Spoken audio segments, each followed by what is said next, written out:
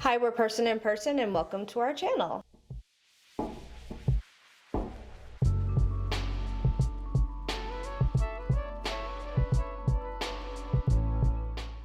Today is your January 2022 market update for Newburyport, Massachusetts. Today in Newburyport, there are only 8 single-family homes and 7 condominiums on the market. Rachel's going to give you a little review of the activity that we saw in January. In January, there were 7 sales. That's it. Oddly enough, last year there were only 6. So the inventory much lower now than it was in January 2021. But the average sale price was $819 of the 7 homes that sold in January, 2 of which we sold, just so you know. And the average days on market was 40, which is kind of high actually. And the days on market last January was only 11. 11 days on market. That's crazy. In comparison to 2020, right before the pandemic hit, there were 11 sales and 52 days on market. I mean, yeah, but what happened in 2010? How many days on market were we looking at then? Oh gosh, 134? Yeah, most towns in the area were in the 130s in terms of days on market. We weren't selling as many units, but my feeling is probably that people were more reluctant to put their houses on the market because it took more time. So one thing that does concern us now is rising interest rates. Yeah.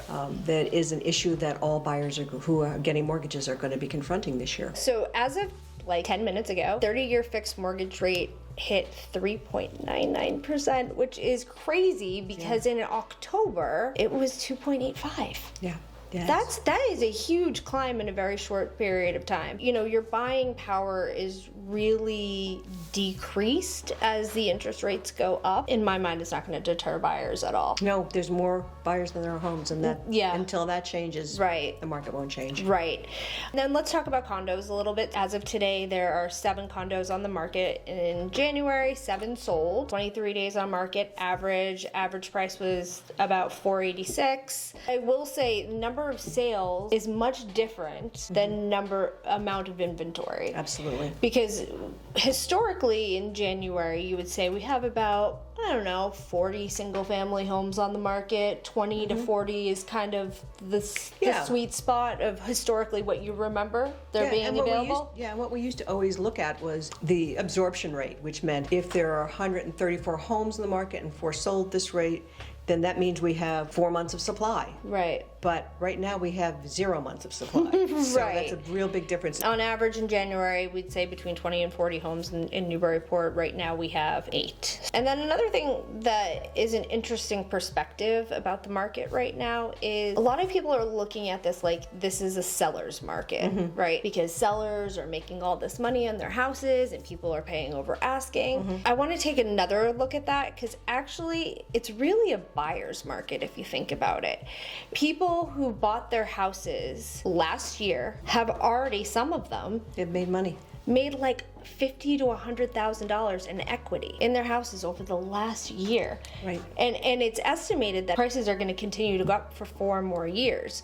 If you think about it, is it the seller that's winning or is it the buyer? Because the buyer's done nothing, right? And in a year, they've made money. So it's all about perspective. If you're a buyer and you're in the market and you're thinking, geez, I don't want to pay $50,000 over asking. I don't want to make an offer $100,000 over. That's ridiculous because you remember the days where you got a house below asking.